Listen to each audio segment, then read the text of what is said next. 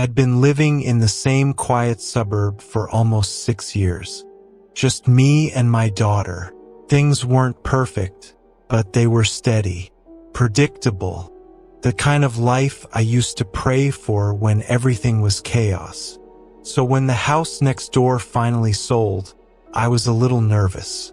Not because I was antisocial, but because you just never know who you're going to end up living next to. Turns out, I was right to worry.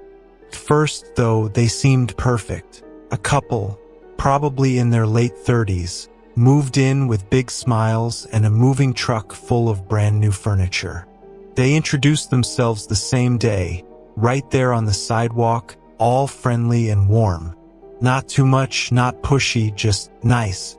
They complimented my garden, said they'd always wanted to live somewhere like this, talked about how peaceful the neighborhood felt. It was the kind of conversation you forget 10 minutes later, but it left a good impression. Over the next few weeks, we got used to seeing each other. Just little things, waving in the morning, brief chats while taking the trash out, borrowing sugar once. Then one afternoon, they offered to help me carry in groceries when I was juggling too many bags and my daughter was being her usual energetic self. I laughed, they laughed, and somehow we ended up sitting at my kitchen table drinking lemonade and talking for over an hour. They asked about my daughter, how old she was, what school she went to, what she liked. I didn't think anything of it. They seemed genuinely interested. She liked them right away. Kids are good at picking up vibes, and they gave off nothing but kindness and calm. They never overstepped. They asked if it was okay to give her a small toy they'd bought. They asked before inviting her over to help them bake cookies.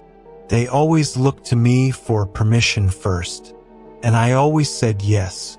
Why wouldn't I? They told me they couldn't have children of their own. Said it casually one evening while we were chatting outside. There was no drama in it, just a quiet sadness and maybe a bit of envy when they watched my daughter running through the sprinklers. I felt for them. I started to let them get closer. If I was running late from work, they'd offer to walk her home from the bus stop. If I was sick, they'd bring soup. Once, when I got a flat tire and had no one to call, they picked my daughter up from school without hesitation. It was like having family nearby. And for a long time, I believed that's all it was. Then came the day everything shifted. It started with a text. Just a regular weekday afternoon. I'd taken the day off to deep clean the house. I was elbows deep in a pile of laundry when my phone buzzed. A message from the school. Thanks for confirming pickup. We'll make sure she stays for the festival and goes home with the neighbors as planned. I froze. Festival? I hadn't confirmed anything. I hadn't even known there was a festival. And I definitely hadn't told the school anyone else would be picking up my daughter. My first thought was that I must have forgotten. Maybe I agreed to something in passing and just lost track. I was tired. Could have happened. But something didn't sit right. I called the school immediately.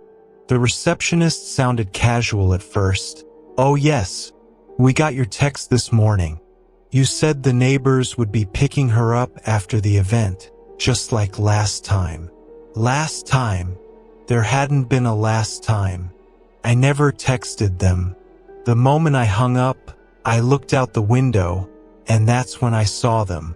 The couple next door, stuffing bags into their car. Not packing for a trip, not taking a weekend getaway. This was fast. They kept looking around, checking their phones, moving like they were in a hurry to beat traffic or something else. I didn't think. I didn't plan. I grabbed my keys and ran out the door. My heart was pounding so hard I could barely breathe. I don't even remember the drive, just the way the world felt like it was closing in around me, like everything I thought I knew was being ripped away one layer at a time. I got to the school just as the festival was ending. There were balloons, music, kids running around in face paint, and no sign of my daughter. I ran to the front office, barely able to get the words out. Told them I was her mother, that I'd never sent that text, that something was wrong. The woman behind the desk went pale. They called security, pulled up the sign-out sheet. There, in neat handwriting, was my daughter's name, and the signature of someone pretending to be me. She'd been picked up 15 minutes earlier. By them, the same people I'd trusted. The same people who'd smiled at me every morning and baked cookies with my daughter. I think something inside me broke right then. Police were called. Amber Alert issued. My phone was taken for evidence. I had to sit in that school office for hours, answering question after question, waiting to see if my daughter would be found. By some miracle, they were caught. 2 states over. They'd switched license plates and turned off their phones, but a toll camera picked up their car. When the police pulled them over, she was in the back seat, unharmed, scared, confused. She thought they were taking her on a surprise trip. They told her I knew, that it was a secret. She cried when they told her it wasn't real. They never gave a real reason. Not to me anyway. I don't know if they were planning to keep her, sell her, disappear with her forever. Maybe it didn't matter. What mattered was that they were gone. And she was home. But things never really went back to normal. I stopped sleeping through the night. Every time I closed my eyes, I pictured them standing at my door again, smiling like they always had. She had nightmares too. Woke up screaming that they were waiting outside, that they said they'd come back for her. We moved a few months later. New state, new house, new school. I changed my number, cut off contact with almost everyone. It felt drastic but necessary, like I had to erase the past just to keep breathing. Sometimes I wonder how many people like them are out there, smiling, pretending, waiting for someone kind and tired and trusting to let them in. I used to think I was careful.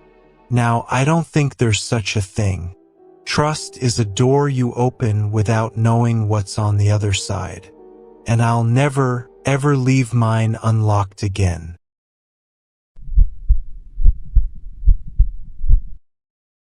I always liked how quiet the building was. People kept to themselves. No loud music. No weird smells coming from under anyone's door. Just peace. The guy across the hall never really talked to me. We'd nod if we passed each other by, maybe hold the elevator door if one of us was rushing. That's about it. At first, he seemed normal. Bit quiet, maybe. But so was I. I noticed the cast on his arm one afternoon in the stairwell. He was carrying a few grocery bags with one hand, and I offered to help. He didn't answer, just gave a small shake of the head and kept walking. A week later, the cast was gone, but now his face had scratches. 3 of them from above his eye down across his cheek. They were raw, angry looking, like something with claws had raked down his skin. I almost asked what happened, but stopped myself. Felt too personal. And to be honest, something about his expression made it clear he didn't want questions. So I didn't ask. I started seeing less of him after that. He'd leave his apartment late at night, come back even later. Sometimes I'd hear footsteps in the hallway at 3 or 4 in the morning. Always just him. Until one day he stopped coming back at all. The light under his door disappeared. No footsteps. No movement. His mailbox started to fill up. For weeks, the hallway stayed quiet. Part of me figured he just left. Maybe broke the lease and vanished. People do that sometimes. But something about it didn't feel right. There was no moving truck, no noise of packing, no goodbye. His apartment just stopped. Then, almost a month later, I woke up around 2 a.m. to the sound of a door closing softly across the hall. I peeked through my peephole. There he was, slipping inside like he'd never been gone. Thinner, paler, shoulders hunched a little lower, and something about the way he turned the lock behind him made my stomach twist. Like he wasn't just closing it, he was sealing it. After that, he barely came out. Sometimes I'd hear a low buzz, maybe a TV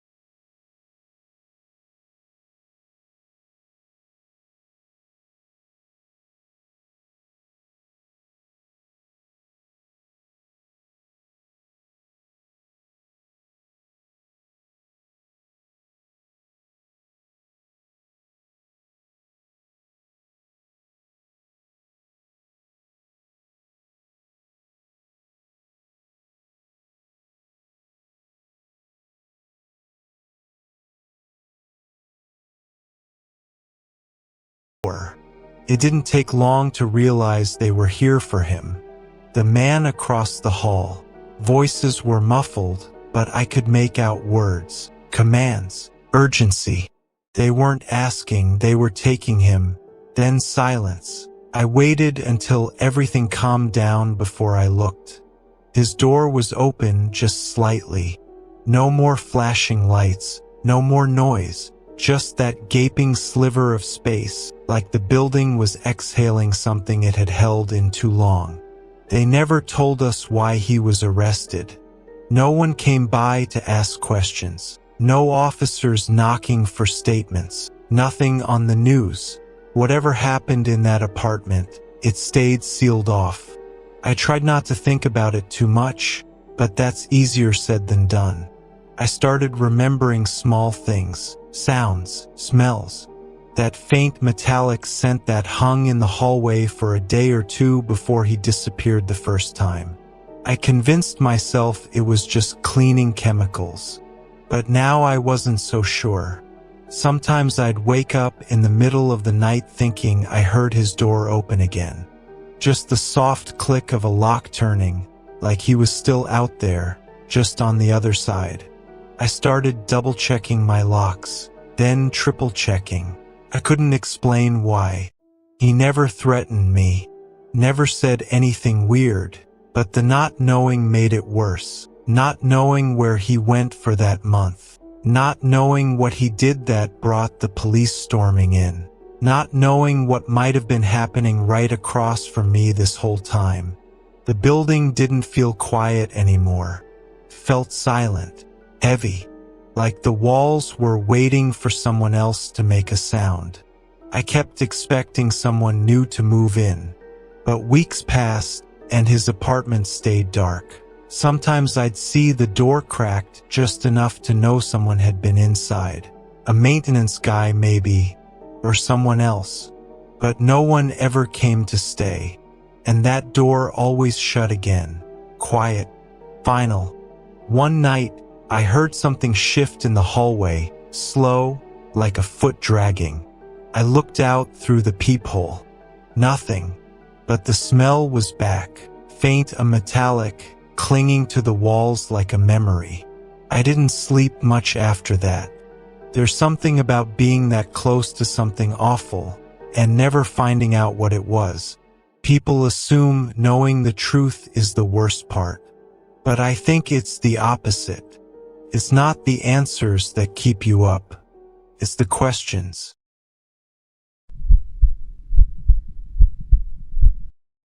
It started small. Something I barely noticed. Every Thursday night, I'd take the trash out. Same routine, same placement. 2 black bags tied up tight, left on the curb for early pickup.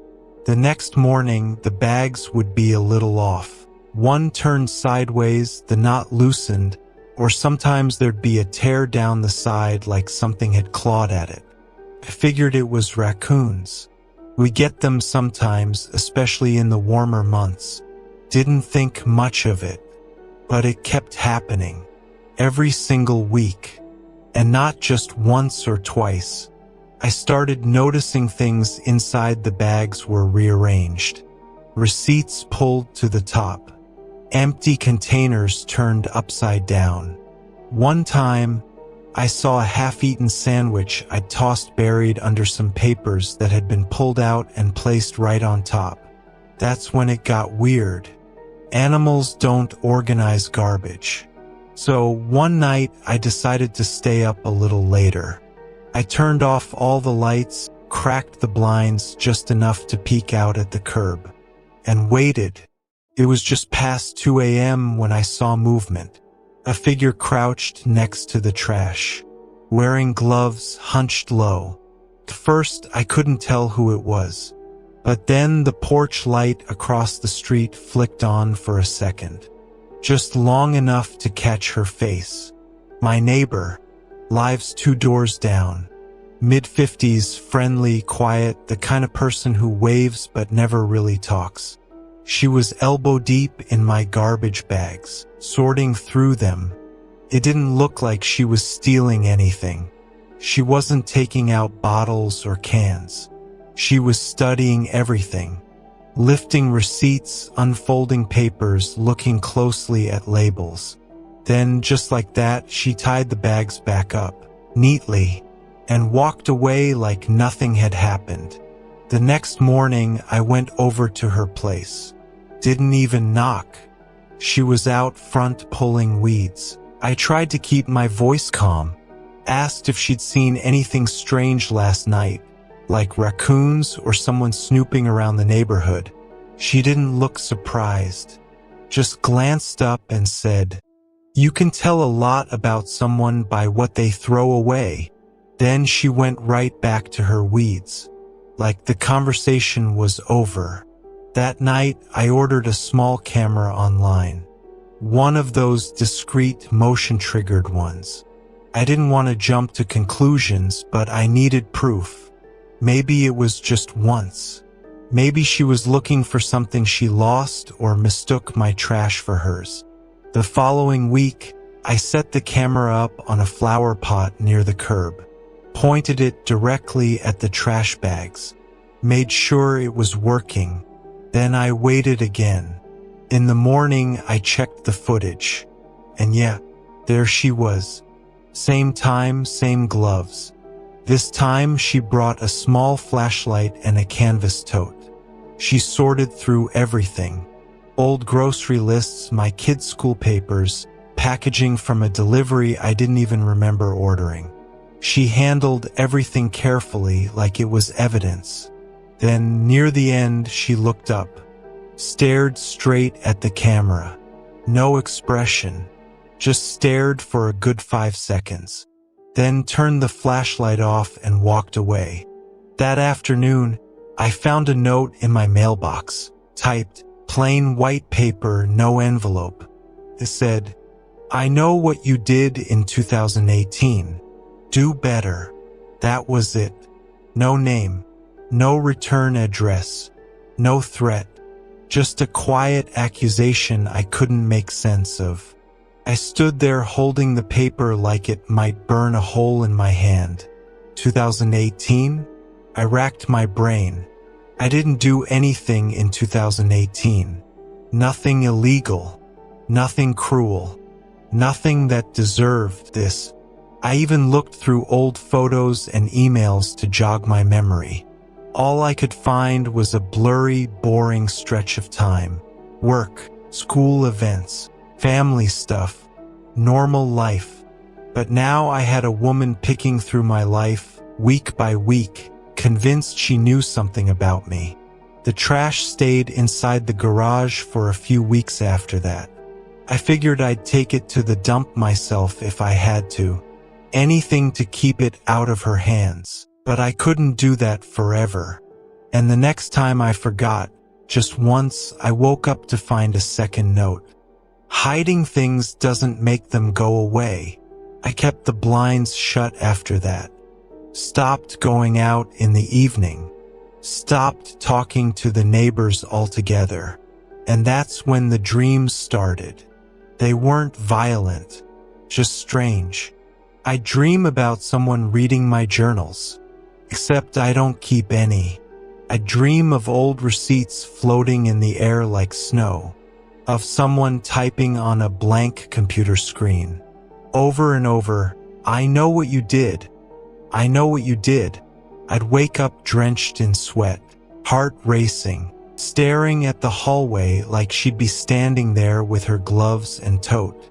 Eventually, I went to the police. I didn't have much, just the footage, the notes, and a weird feeling that kept growing stronger. They were polite, said it was odd but not criminal. She's not trespassing, they said. If the trash is on the curb, it's considered public domain. That phrase stuck with me.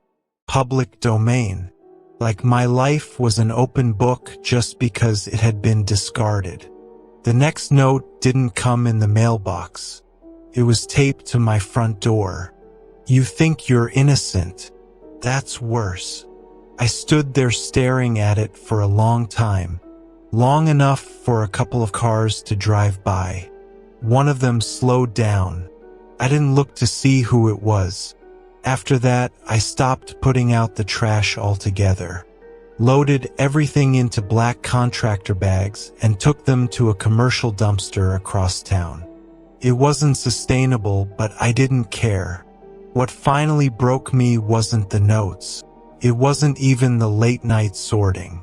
It was the moment I found one of my kids' drawings, something from last year, framed in a cheap black frame, propped up against my front porch railing.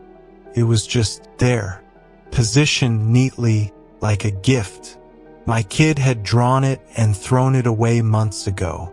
I remember because it had gotten smeared with peanut butter and ended up in the kitchen trash. Now it was clean, flattened out, framed. I didn't know how to explain that to anyone. I couldn't sleep for days after that. I kept thinking about what she said, about how much you can learn from someone's trash. I started wondering what she thought she knew, what she thought she'd found. And the worst part? A small part of me started wondering if she was right. I went back through every year of my life since 2018, pulled up old texts, old photos, even checked public records, as if someone might have stolen my identity and done something awful in my name. But there was nothing but that quiet paranoia creeping into every corner of the house. I finally moved, left everything I couldn't carry in one trip, didn't leave a forwarding address. And now I double bag everything.